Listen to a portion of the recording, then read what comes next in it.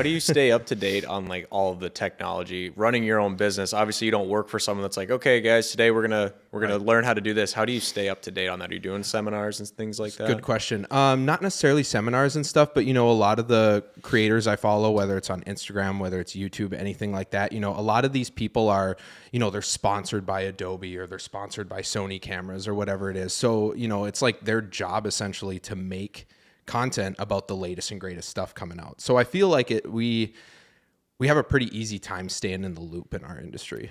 Okay. Yeah. Gotcha. Yeah. I mean, literally there's just there's everything you need is literally free online. Yep. Like you said, you go on YouTube. Yep. I mean, it's unlimited access. 100%. So I didn't even think about that. Even us for like real estate, we're following influencers or following guys, and it's like, oh, that's actually a great idea. Well, it's like I if should you do that want too. if you want to learn how to make a podcast, right? We have an unlimited resource of free tools. I mean, you could start with YouTube and say how to set up a podcast, and they're going to be like, well, do you want to do a 2-person, 3-person, 4-person? Here are some good mics. Here's this. You could go into ChatGPT and say, hey, I have a budget for $1,000. I need to build a podcast setup for 3 people or whatever. And it's just like, we never had that, so long ago. So it's just like you had to figure it out. And obviously you go through trial and errors no matter what, but you had to go through that much more trial and error than you do nowadays, right? Yeah. Yeah, it's been super exciting even for us as we've advanced through the last year. I mean, we're still clearly not that professional, but from where we started to now, Right. It's like I feel like I've had a lot of fun and thinking about maybe probably not getting to your level, but trying to get to your level. Like it's kind of fun. You're learning things, you're getting better at it. It's getting easier. I mean, and like now it's to the point where we're building a lot of confidence, even when it's sitting down with guys. And the growth has been fun. So we've definitely enjoyed this. Especially good point with that. Actually, it's like, the camera you use, the lights you use doesn't really make the podcast, right? The content does. So being a good interviewer, having a good guest, like the story you tell, the content you produce is the most important thing versus, the camera, the lighting, the microphone, whatever it is. Like the content is king. Yeah. That leads me into something. So like, is it hard for you when let's say you spend a month to 2 months on a project for a restaurant or for a company that you're working on, and you make the project, you're using the best cameras, the best quality equipment that you can use, and then it doesn't get crazy views. Like it doesn't explode on the internet. And then someone just makes a video with their iPhone and it like goes crazy. Like that has to be really frustrating. And we see that too. It's so frustrating. How do you deal with that? That's a great prompt. And especially I deal with it a lot better now than when I had started, right? When I started, everybody thinks their videos are the best or they're the best at, videography, photography, whatever it is. And then you work so hard on this piece, you push it out into the world and it just completely flops, right? And then you see someone on their iPhone that posted a 5 to 10 to 15 second clip that's getting millions of views, sometimes in a span of a day or two, right? Which is crazy. The thing I've learned is that viral just doesn't really matter as much as we think it does. If your whole goal is to go viral, well, first of all, I think it's a game of numbers, right? So you just got to keep putting in the work, keep putting in the reps consistently over and over and over again, instead of trying to bank on that one video going viral. But also, it's like if I'm working for a restaurant, for example, and you search up that restaurant on Instagram, you want to see a whole page of content that's high quality, that's good, that's engaging, and not necessarily like it's low odds that you're going to discover them from that one viral video. Sure. Yes, it is discouraging, but it's also kind of not the point, in my opinion, right? Yeah. Like nobody really has the recipe to go viral. Sure. Some people might think they do, and a lot of people, I think, that have gone viral, quote unquote viral, would say that they got lucky. Yeah. Do you notice that a lot of customers that you work for, do they share that same view that you do as far as the consistency rather than like maybe a mass number of views on X amount of videos? Yep. I mean, I feel like as just a normal person, even like before we got into this, I was that stereotypical mindset of like, trying to make a video to go viral. If it didn't go viral, it basically flopped. I just didn't know as far as like you producing for people, if over time, they thought like you, or if you're still seeing a lot of people like us that would be like, hey, I've been paying you $4,000 a month to make videos for me, and they're not getting any views. Like, we can't continue forward. You know, what are you getting a lot of feedback like that, or what would you say your majority is? Not really, because, well, I mean, honestly, in my opinion, if someone reaches out and said, hey, I have an idea and I want it to go viral, I'm like, this is kind of a red flag from the jump, honestly, because it's like you're putting so much emphasis on the views, and it's just, you're not putting enough emphasis on what that video actually does for you, right? I'm going to use an example of, I have a client that does, she's in the real estate space, who does YouTube videos, and we started last year in June, I believe. And so we do about one video a month. So like 6 or 7 videos in total now. But in terms of like views, in terms of subscriber count, like her page isn't all that massive, but she sold 7 homes to out-of-state buyers last year as a result of it. And you guys as real estate agents know that those are pretty good numbers. That's awesome. Yeah. Definitely. Right? Huge. So the thing is we use her YouTube channel to be like a search engine, right? It's not a social media page where viral hits and views are the biggest metric, right? We actually are going after the people that are searching on YouTube, things to do in Fargo-Moorhead. What is it like to live in Fargo-Moorhead? What are the winters like in Fargo-Moorhead, right? So it's not so much, and most of these people that watch those videos, and I assume most of the people that actually bought the homes from her probably don't even subscribe to her page.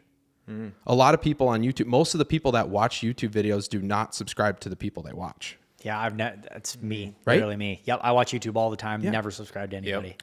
So that's the thing is, again, it kind of goes back to the saying, it's like, okay, like views are cool, viral is cool, but like what did it actually do for you? Because there are people that are getting tens of millions of views that they're not really generating any business as a result of it. Cool, your video got shared around, it got reposted, people commented, people liked it, but like, what do you have to show for it other than that? Yeah, I feel like that's what you and me have kind of started to learn, because we started, and what really got us into it is we had a few TikToks that went viral, had like 50,000, 100,000 views, and we're like, oh, this is crazy exposure. And then after doing it for a while, we're like, okay, well, now we're just kind of like doing brain rot, like, you know, ranking beers in restaurants, which is fun and it's cool to get that exposure. Right. But now we've started sitting down and taking podcasts more seriously and sitting down with guests who have impact on the community, like someone like yourself.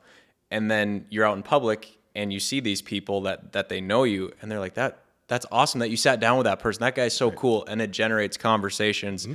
And that video had 27 views. And that I was going to say that one of those 27 views, I guarantee they're probably not even subscribed to you guys. Sure. They might be later on, you know, as if they go back and they look at all your content and they see like, oh, I know this person, I know that person. And they, you know, they listen to the actual conversation. They're like, hey, this is good content, I'm going to subscribe.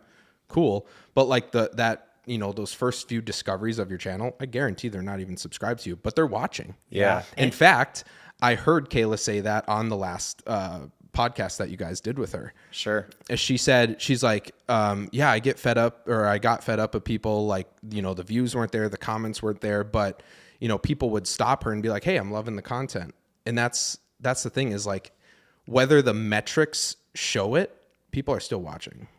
Yeah. It's not instant gratification like views is, but the long term seems to outweigh it. Right. Yeah, talking about the podcast and building those relationships, I mean, that's been huge for us too. Like I said, sitting down, even with a guy like you, right? I mean, we're like, okay, by the time we're done here, we're probably going to ask you to start doing some more video for us. Sure. Part of the reason of having you on is like, hopefully we butter him up a little bit here. That's right. Teasing. But I love it. Anyways, it's been fantastic. And getting over that instant gratification of the views is hard to do, you know, especially when views go down. Yep. And if you do videos, it's like trying to have the motivation to stay consistent sometimes is brutal for creators. And that's why you see so many guys that will come and they'll post a bunch of stuff and then they're like, oh, well, I quit getting views, so I quit. But like you said, it's a numbers game. Like you stay consistent, you stay posting, and, you know, hopefully down the road, it's like this all worked out. The thing for us, our biggest starter on the social media was we just got tired of paid advertising. you know, and nothing wrong with paid advertising. There's a lot of big businesses that make a lot of money that need to do that. And that's great. But for two like solo entrepreneurs, we're like, we don't have a $2,000 a month budget to be spending on this stuff. And it's like, but what we have right now is a lot of time. So what can we do to be spending more time and less money? And so for us to get into this, it was like, it just seemed to be the no brainer, you know? And after a year, it's like, okay, well, we're going to keep going with this thing. We'll give it another year. And we've been extremely pleased with the way it's come up until now, for sure. That's the biggest thing that people say to me when they're, you know, searching for a video production company to work with, is they're like, hey, I have this great idea. I take my marketing seriously, but I don't have the time. It's the biggest thing that people say, right?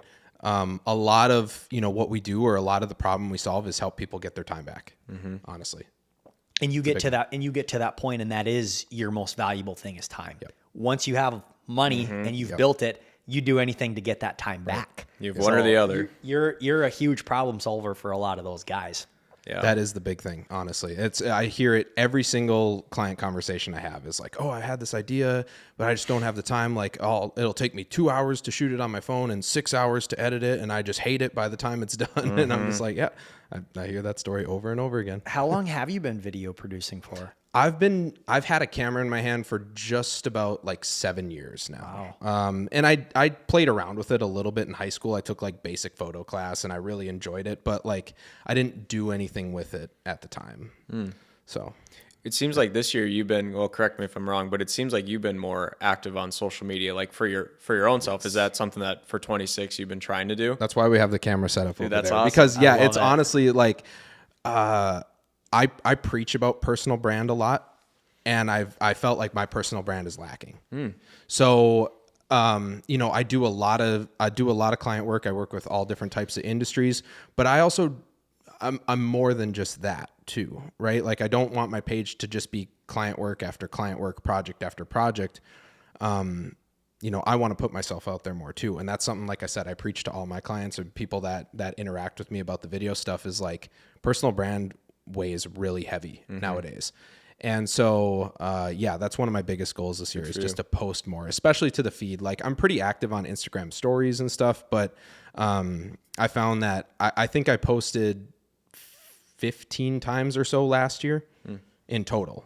And I think I'm almost at that for the month now. Was it because that you didn't have enough time last year? Or do you think a lot of it was just like, I mean, and totally correct me if I'm wrong here, but even like when we have been posting more and more, sometimes for like me specifically, it was kind of a self-conscious thing. Like I was like, you know, it's kind of nervous putting like directly you as the focal point out there. You know, if you're shooting somebody else or recording, it's like, hey, you look great, you know, it's not a big deal. No. But then when it's on you and you're posting it, like it's definitely taken some time for us to get comfortable of like, we're just going to be in front of people. You know, we're going to just keep putting it out there. Maybe it's not going to be perfect. I might not say the perfect thing all the time, but you know, you just have to do that. Why do you think it was you weren't posting as much? That was the biggest thing right there, honestly. The reason I wasn't posting so much is, well, one, I convinced myself that I didn't have enough time, because I am very busy with client work. And so my thought process was like, oh, I'm editing this client work all the time. The last thing I want to do is edit my own personal content. But I also realized that, I mean, I love this stuff at the end of the day, right? So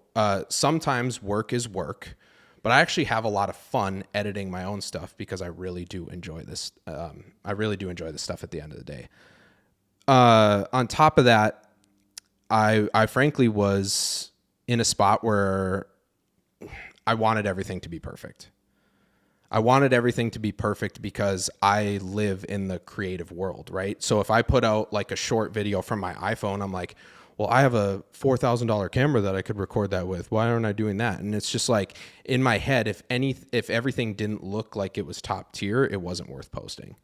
And I've decided that I'm done with that mentality, because Ben, as you put it, sometimes the clip with the iPhone is the one that really pops off for you, because it's relatable to people. It's organic, right? They can see that and be like, oh, I can tell that's from an iPhone. Like I could do that myself. And it feels more like you're talking directly to them than being like an authority figure or being like above them. Yeah.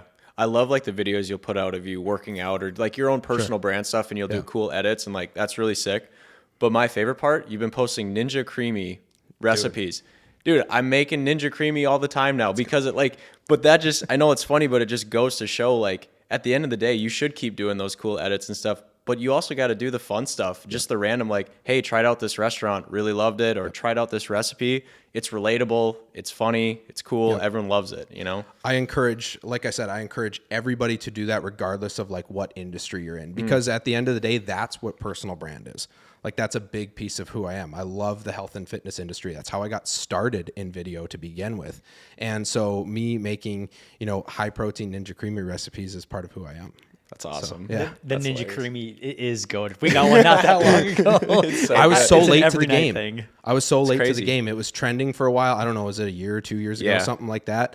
Everybody had one. And I was just like, I don't know if I want to do that every single night. And now I'm just like, now I don't want to go a night without it, man. Absolutely. It's so great. That's awesome. We were talking to Kayla the other day, and we had a lot of conversations about scaling. Okay. So with you, I feel like you've got to be getting to the point where you've got projects nonstop. You're probably working on stuff from 6 months ago, and you have projects planned 6 months from now.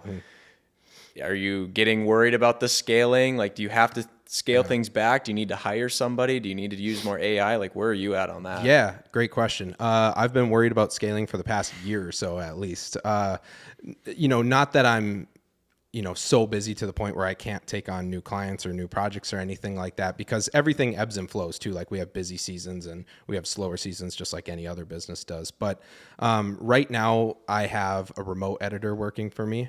He's a subcontractor that does stuff on a monthly basis, and that's been a huge help. But frankly, I need even more of it. So that's kind of the route that I want to go. Usually production companies will either hire in-house, right? Like a W-2 employee, they'll hire editors, camera operators, directors, whatever. Or they subcontract things out. And normally it's the editing side of things because that's what takes the longest. That's what they'd sub out. Yep. So if for you on both sides of things is shooting the videos and being involved in the day-to-day, you would prefer to do that Much more so. over the editing? Yep. I truly do believe that I'm a good editor, but it is what just takes up the most amount of time. And that's like the big bottleneck right now. I'm naturally more of an extroverted person. So like I love working with the clients. I love being the business person. I love being the director. I love being able to do stuff like this. Mm-hmm. And so this is the stuff that just I want to take precedent. But good editors are hard to find too. I feel like there's a lot of the opposites in your field. They're really good at creative process of like editing, and they can just grind that out, and they can do really awesome videos, but they can only do one video a month. Right. And I've ran into a lot of that of trying to do real estate content for myself, of looking to hire people. And you're the only one I've met that is actually extroverted and like loves that side of things. Sure. And you're talented behind the scenes. But a lot of people are really struggling with like the actual extroverted stuff. Is that just how you've always been? You've just always been an extrovert? You've always felt like that? Or was it something you got the confidence and then you just grew from there? Dude, that's a really great question. And honestly, I appreciate that feedback. But yeah, I mean, it's something where, I felt like I was always outgoing, always social. I don't know if I would have necessarily described myself as an extrovert years ago, but definitely as I've grown into the craft more and just really leaned into the business side of things, and like I love networking, I love going to social events, I love talking about my business and what we're up to. And so yeah, I think it's maybe a little bit of both, but I think it is more so learned behavior, honestly. And I think a person really just has to find the thing that they're into, that they're obsessed with and they can't stop talking about. Because yeah, I mean, in my field, there is a lot of people that are more, I would describe as more of artists than they are business people. Sure. Right. And they want to work on projects that relate to their artistic vision, and they kind of want to keep themselves in that box, and that's okay. But that's not the way a business runs at the end of the day. So.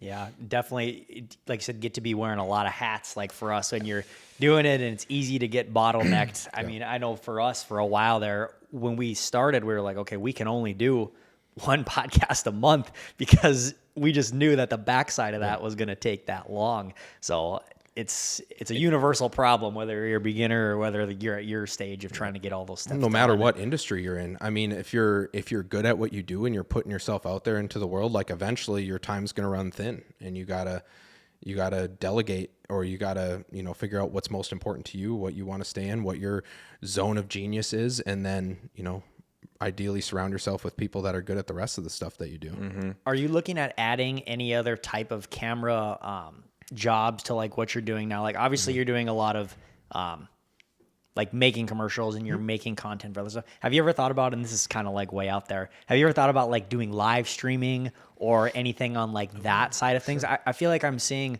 a lot of that. They're doing like live TikTok shops now. Yep. Like this What's Not app. Like there's a whole bunch of stuff that involves a lot of camera work that I think is getting a lot of traction, but it's just kind of new and it's kind of sporadic. And does anything like that interest you? You mean like adding it as a service? Yeah, like a service, like where you'd be like, Yeah. because even when you came and like did that for us, like we weren't even sure, like, is that something Nick would do? Like, is he just like, does he want to come? Does he want to do the full thing? I mean, we didn't know how far you expanded your services. If you're just like, nope, I'm coming in, I'm going to create you a commercial, I'm going to create you content, and like, that's it. And some people and some companies are very much so like that, and they have their one offer, their one service, and they're really, really good at it, which is cool. For me, I'm open-minded to things like that, but I've said like the one thing I don't really want to get into is like live productions for like events and things like that. I mean, I'll do like event recap videos and whatnot, but like to the point where I'm actually involved in the production side of things and like making sure everybody's mic'd up and they got their script and the video boards are right and stuff. It's just not really what I want to do. I want to stay more on the videography side, the commercial side of whatever you want to call it. But I will say that, when I initially got into this, I wanted to make high-end commercials and, national level commercials. And I wanted to work on big, sets, and I wanted to, just do things at a very high level. And as, the production industry has changed, more and more people, like my biggest thing is social media content. And sometimes that's a little humbling for me to say, because I want to show up to a shoot with 5 different lights and 3 cameras and, have a 4-man crew with me and all these different things. But a lot of times I just show up with a camera, a stabilizer, a mic, and we're good to go. And that's just what people kind of want more of. And so, yeah, I think I'm open-minded in the sense that like I'm willing to adapt. But yeah, I can't necessarily imagine where I'm, filming live TikTok shop stuff. But hey, times change. And never say never, right? Yeah. What's your favorite project you've ever worked on? I hate when people ask me that. There's got to be like, you don't have to name one. Maybe No. how about a couple or something? Yeah. The one that immediately comes to mind for me is I did a shoot for an athletic wear company when they were like kind of first getting started, and they wanted to go all out with it. And they had some athletes that were located out in Vegas, and they reached out to me and they were like, hey, do you want to come to Vegas and shoot with us in these, it was 2 gyms and one like cool neon studio kind of setup. And that was probably one of my most memorable projects, just because I was in charge of a lot of the direction of it, which was fun. And then I got to work with just really awesome high-level athletes in super cool locations, and getting flown out of Fargo, North Dakota to do it. I was like, That's oh, awesome. Cool. Yeah. That felt good. Well, that's definitely a compliment to your skills for sure, to be pulled all the way out of there. Yeah. So in the next 5 years, you talked about scaling. You've been thinking about it for the last, in a picture perfect world, what does the next 5 years look like for you and your business? Ideally, that's a great question too. Ideally, I want to be at a place where, the business is super stable to a point where we're mostly doing retainer client work. So we're doing things on a monthly, quarterly, annual basis for clients. Ideally, I would have a couple team shooters to where, they would shoot most of those projects. And then I would have editors to do all of those as well. And then I would mostly do all the business stuff, all the operations stuff, and then the higher budget production commercial type of things. That's kind of the way I envision it. But again, always be adaptable, because the production industry is definitely changing, right? Not everybody wants to throw tens of thousands of dollars at a commercial anymore, but they might at a social media campaign where they have content for a year. So everything's just, everything's changing, but yeah, You just gotta be able to go with the flow too. Having everybody on that retainer monthly basis, I suppose, as a business standpoint, Yes. I mean, it makes it much more consistent. Yes. I assume film work is kind of I would say more on like the luxury scale of items that businesses are spending on. So I imagine if it's a slower time, the market is not that great, that's kind of the first thing people are probably cutting back on. It is stuff like that. So It it's really like is. if you had people that were like, hey, we're consistent, we've been using you for years, good times, bad, we're going to keep that going. I guess that would just Well, make and the most thing sense. too is, again, it depends on the type of content you're doing. But like if you're, like I said, if you're throwing tens of thousands of dollars at a commercial, like you're not going to do one of those every month. You're probably not going to do one of those every couple years unless you're a big national brand, right? But you know, social content is something that's ongoing because it's like people want to post 3 times a week, 5 times a week, multiple times a day. And it's like, if they don't ever have to worry about creating their content, well, you know, it becomes that much bigger problem to solve. Well, it's such a volume game too. Yes. Like we've learned, it's like just get stuff out there. It might not be perfect, it might not be the best, but just get it out there. And for a company to pay you $20,000 to shoot a commercial, at the end of the day, they might be like, "Well, what did that do for us? Exactly. How did it convert?" Because you can't measure that. Exactly. To where if they're on a retainer, I'd imagine you can do volume for them every month. Especially if you're working with primarily local business, right? If Coca-Cola reaches out to you and they're like, "Hey, we want to do a commercial," and I say, "Well, it's going to be $20,000," they're like, "Why is it so cheap?" Right? Yeah. Honestly, like that's the real world though. But even then, bigger brands like that, I guess I don't know the actual numbers, but I'd be more than willing to bet that their money is primarily being spent on social media campaigns than it is like Super Bowl commercials, right? Obviously a Super Bowl commercial is a very high ticket item, but their ongoing marketing is primarily mostly on social media now. Yeah, people don't watch TV anymore. I mean, it's commercials are kind of a thing of the past. Well, that's the thing. Like, what was the last like good TV commercial that you remember? I mean, literally, I'm thinking like old Super Bowl ones. Yeah, Those are really the only ones that I Dorito would, like, ones. Dorito. Yeah, Yep. like I can't. It's fun to watch everything shift, you know, like we talk about moving towards social media. And it's like, okay, well, this next generation of buyers and the working force and the people that are spending money, like that's where they're consuming most of their information is on the phone. You know, it's not that is your TV basically. Yep. You're getting all your stuff from Facebook, Instagram, take your pick. So And it totally does depend on what your business sells, right? I think it is important to go where your target audience is.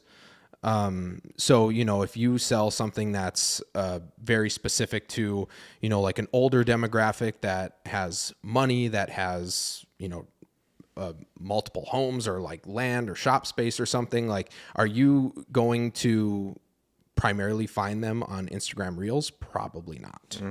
You know what I mean? So that might be where your local TV ad will probably do something for you. put an ad in the phone book.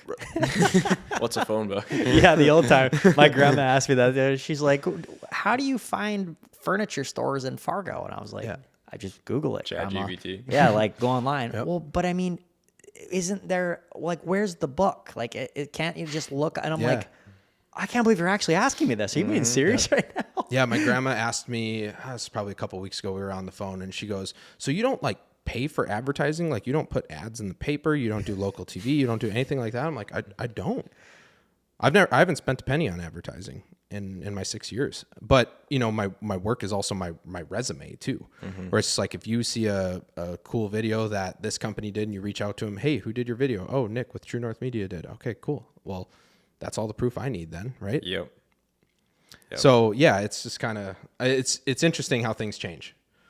But I don't think, you know, you mentioned AI. Yeah. And when the whole like AI stuff was first coming out, you know, the creatives were worried, right? We're like, oh, it can make videos now and it can generate photos for you and it's going to run us all out of business. But my prediction with AI is the more AI becomes normal, so to speak, the more people are going to crave human authentic content. Right? Because if you open your Instagram, you open your TikTok, Facebook, whatever it is, and all you see is AI generated media, eventually you're going to say, wow, I want to see what like a real human being is doing. Okay. I like that take. I haven't heard that before. Yeah.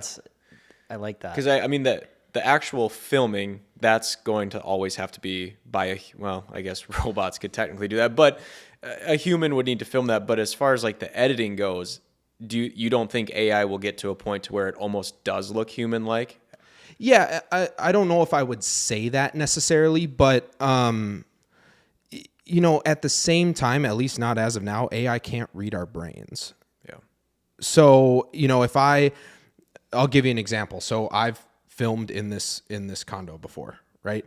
If I filmed a bunch of footage and put it into 3 different AI video editors, it would all come out different, and it would very much likely not come out the way I want it to. Sure. That's sitting here today saying that. In 10 years, could that be very different? Sure. But, you know, I guess we don't know the answer to that at the end of the day. But again, art is still original no matter what, right? So if I gave you the footage and I gave you the footage and you gave it to me, and then there was AI models, like everybody would produce a different result. And it's not necessarily that any of those results is right or wrong, because it's all subjective.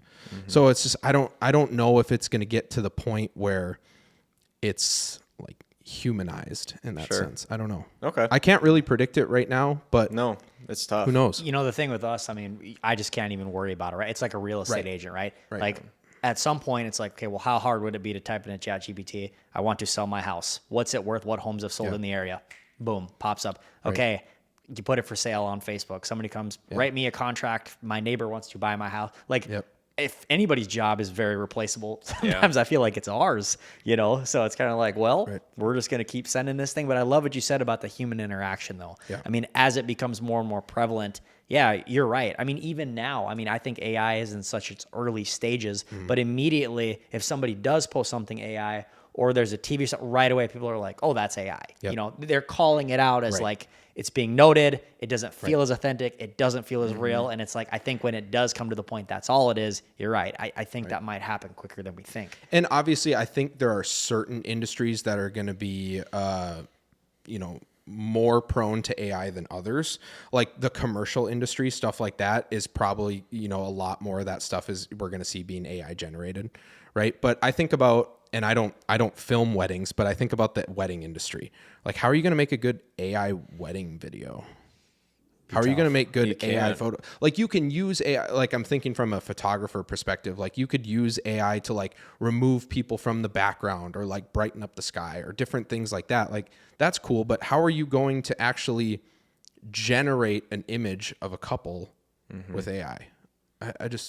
I can't wrap my brain around it yet, but again, never say never. Yeah, I think some people maybe look at AI as like the enemy, but also you said you kind of flipped the script of like, well, it might just be an advantage to me at the end of the day, because a lot of people are going to get lazy and you can just use your human touch to sell the next thing. There's that. And then I think there's also going to be room for people to essentially teach other people how to use AI. Like you're going to have AI departments in companies, right? We talked earlier about the audio enhance feature in Adobe Premiere Pro for the podcast. Well, that is all AI, audio enhancement, right? But at the end of the day, I still had to like communicate that to you that it's still a thing. True. I know would it have never sounds known. kind of goofy. No, but it's true. Yeah, you had to us know our need, you know? Saved us another 5 hours of work, so we don't have to bill us for that. Yeah. I wanted to ask you, at least for me, I don't want to speak for Joseph, but the hardest part about me getting active on social media, I wasn't a social media guy before. Sure. I think the confidence, I've always been a confident guy, but when it comes to being on camera and just like putting stuff out there for people to essentially judge me for what I said, was that something that you really struggled with, or was that something that was really easy when you started utilizing a camera and getting on camera? I can't really say I struggled with, I mean, I struggle with like my takes and whatnot, right? Because I always tell people we only see the final take at the end of the day. We only see the best take. But yeah, I've struggled with, you know, fumbling my words on camera and messing up the script and things like that. Everybody does. And I'm talking people that are just starting videos to people that have been making videos for years. Like everybody messes up on camera. But I guess the fear aspect, to be honest, wasn't really there for me. And I think it was because, or I think it is because I ask people to be on camera every day, or what feels like every day.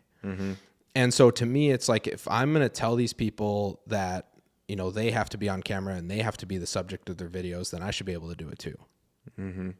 As you're trying to grow your personal brand, do you find yourself like catching like, I don't know if I should post that. Like that might affect my business negatively, or that's not great. Like, is that a constant thing going on in your head? Or? Yeah, maybe not so much like, oh, this is going to affect it negatively, but I'm like, sometimes I'll watch things back and I'm like, is there really enough value in this? Like, do I really need to post this? Does this really sound like me? And that happens the more you watch your content over and over again, right? Like you finish your video and you finish your 30-second video and then you watch it 100 times and then eventually you talk yourself out of posting it. That's what most people do. Okay. Right. And that's why people don't post much because, one, they don't really create the content in the first place. But two, when they do create the content, they talk themselves out of posting it because they're like, well, this doesn't really sound like me, or the lighting's not that great. The audio is kind of loud in that one part. Like, we're always our own worst critics. Yeah. But it's so funny. You talk about overanalyzing stuff. I mean, if you go and look at even some of our TikToks that I've gotten, maybe the most views or even the less amount of views, when you look at like the analytics of people actually watching your video, the percentage of people that actually watch the whole thing is actually pretty low. Yeah. Typically we're getting 20 seconds of like average view watch. And it's like, you spent all that time thinking, oh, at 32 seconds, I did this. And it's like, people are so moving. And even if you posted a video and it was the worst audio of all time and the lighting sucked and you didn't think it was good, it's like by the time somebody's moved 2 videos, you're out of that. They're not thinking about it anymore. And going back to your point about like, oh, does a low view count discourage you or anything? Actually, the retention discourages me more than a view count does, because you can watch you can measure all types of analytics now, and you look at your watch time, right? And I'll look at, a minute video that I posted, and it'll like the most amount of watch time is obviously right away in the beginning, and then it trickles down. And it'll even show you on Instagram, like when people liked your video the most. And it's usually within the first 5 seconds. And I'm like, you didn't even watch the video. I mean, I appreciate the like, and I, hopefully appreciate the shares and stuff like that. But like, you didn't even watch the whole thing. So that actually discourages me more than the view count itself. Interesting. Because I want people to watch it to the end, right? Because otherwise we'd all just be making 5-second videos, I guess, which some of those do pop off too. So like when you go into a consultation and they're like, well, what can you do for me, Nick? And you're like, well, you don't sell on the views. That is not at all what you're trying to sell. Because let's say you made a real estate video for me and it was amazing quality. I loved how it turned out and it got 1,000 views. And I'm like, Nick, what the hell? What? This video should be getting 20,000 views. Like I had a beer post that got 30,000. Like how do you approach that? You do not even mention views in a consultation like that. I really don't. And obviously it depends on the business, but like, let's just use real estate for example. So what I would tell an agent is, you are probably coming to me because you want to make this video so that you can sell this house and get your commission. Fair? Okay. Yeah. But think about the sales you're going to make down the line, right? Because I don't know the exact number, don't quote me on this, but I believe there's over 900 agents in Fargo. There is, yeah. Okay. Tons. So there's tons, right? Well, how are you standing out different than those other 900 agents? I love that. If I am thinking about moving to Fargo, I don't know a single agent, and I have begun my search. What am I finding on each of these people's page? Some people haven't posted for years. Some people, it's just like maybe a professional headshot. Some people are posting a market update here and there. But what if I go to a page and it's just flooded with high quality listing videos, high quality videos showing the agent's face, having them showcase their community, all these different things. I'm like, I try to get people to play the long game with their videos, right? We want that video to sell that home for you. I want you to get your commission. I want you to get your sales. But at the end of the day, that video could mean a new client a year down the line from now. Like you So said, I try to get people to think about that. somebody goes back and they're looking at a guy, and like you said, it's repetition over and over, high quality, high quality. And like you said, maybe it was a video that you posted a year ago. They scrolled back far enough that they're like, holy crap, this guy, look, he's done 15 deals. Right. So then immediately you pick the phone up and now it's a new deal, but it might've been a year later. Right. And it's so hard to sell that. I mean, is. it's hard to sell it to ourselves, Yeah. as we're in the middle of this. It's like, if the view count does get low, it's like, well, should we be done? And Do we on keep top going? of that, like, what are you doing with the video, right? And don't get me wrong, like, my specialty is not ad placement or anything like that. But if I send you the video and all you do is post it on your social media, and maybe in this example, you're a new agent, you only have a couple hundred followers, you get like 5 likes, a couple hundred views on the video. Well, do you really expect people to even see that video, let alone sell the house? Right? So now you might want to talk about throwing some dollars at it and making it a sponsored ad. Sure. Right? Because it's not always about the video itself. We could make the best video possible in theory, but then it's like, well, what are you going to do with it? Joseph and I told ourselves, no matter what, we're doing this social media for 1 year. This 2026 is dedicated. In June, if the views suck, and doesn't matter, we are going all throughout the year, because we know that you can get down on yourself and the views can go low and you can be like, I don't even think this is working. And then like this morning I woke up to a real estate influencer, like just followed me, and he DM'd me. He's like, dude, love the work that you're doing. He has like 400,000 followers. And Nice. Joseph are like, Great job. That's awesome. That's like so great. that keeps you going, even though the last month you're like, well, I haven't gotten a deal from social media, but it's just that volume. Right. Yeah, it really is, man. And that's why I said, like, one of the things I say over and over is just play the long game, right? Like, and Gary Vee says it all the time, right? You guys know Gary Vee, right? Yeah, Everybody absolutely. does. He's the guy I heard about the live stream selling. Oh, that's sure, where I got yes. that from. He was like, "This is the next big thing." I think I saw that, and I was actually. like, "Oh Yeah. no way!" Well, and the way he sells it, you got it. I mean, Yeah. you're like, I mean, this is great. yeah, he had me sold. I was all in. Right. But, you know, he talks about repetition and stuff all the Yeah. time. And he's like, you know, you're one piece of content away from a completely different life. But what most people do is they put all that time and effort into that one piece of content. They see it get 5 likes, they see it get a few hundred views, and they're like, well, I guess I'm not interesting. This is a waste of time, whatever. And it's like, no, do it for a year consistently, and I guarantee you something good is going to come from it.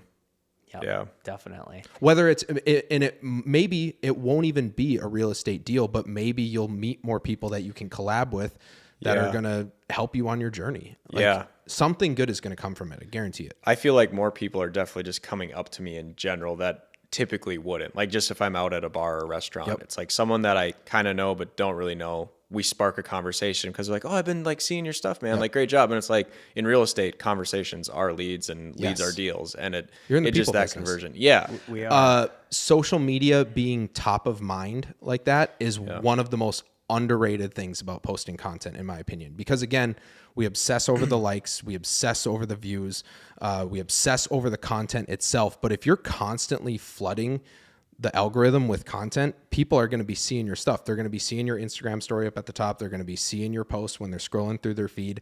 And even if they don't engage with it, you're going to come up in conversation one way or another. Just like you mentioned. We love the relatable aspect. Like I said, we're people. That's our jobs, is literally being around people. And even if you're posting, like you said, they're seeing it, maybe they're not engaging, but they feel like they know you and they're starting to trust you, even though they might have never met you. Right. They're like, I've just seen this guy 12 times in the last 2 months. And it's like, we have a couple people that we follow, or I should speak for myself, one that I follow, the current deputy mayor of Fargo, Denise Kolpak is her name. We did one podcast with her and we followed her on socials. And it's like, I feel like I've met her one time, but I see her socials enough. Like if I saw her, I'd be like, Denise, how's it going? I was watching all your stuff. You know, you were doing these committees and this stuff. And it's like, it just helps you build that trust for somebody, even if you maybe barely know them. 100%. And I'll use Kayla Calendar as an example again, right? I know she's come up multiple times in this podcast, but when I first met her in person, we'd probably followed each other for 6 months or so like that on social. And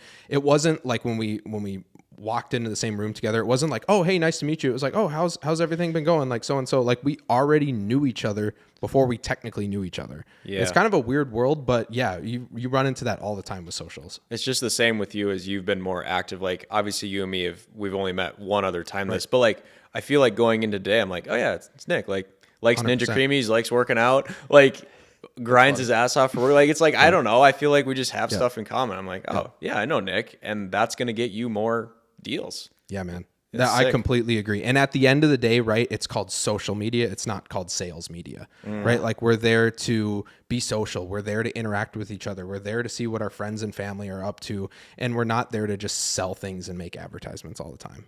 Yeah. Right. It's money. I love it. Well, we're super excited for 2026. We're obviously hoping to collab with you quite a bit do more. it. We've got some pretty crazy ideas we're going to hit you up with here at some point. But no, we really appreciate you coming on. This was super insightful. Like I said, having somebody, like watching what we've done for a year, learning like how hard this can be at the professional level. It's been really fun to like watch you and be like, okay, there's actually a pro here. Now we can to watch him work. It's kind always of a fun to talk mastercraft. shop, man. It's always fun to talk shop. It's always fun to collaborate. Like stuff like this is so great. So props to you guys for being the ones to do it too, because I've had people reach out to me over the years saying, "Oh, I want to start a podcast. What camera should I use? What light should I use? What microphones?" And it's just like, okay, here's a list of stuff, and then they don't do it. Yeah. Just grab your iPhone, man. Honestly, you have to start somewhere, right? And so, yeah, props to you guys because you're the one who are actually doing it. Yeah. Appreciate it. Well, we appreciate it. We're looking forward to it. Thanks for coming on today. Thanks, man.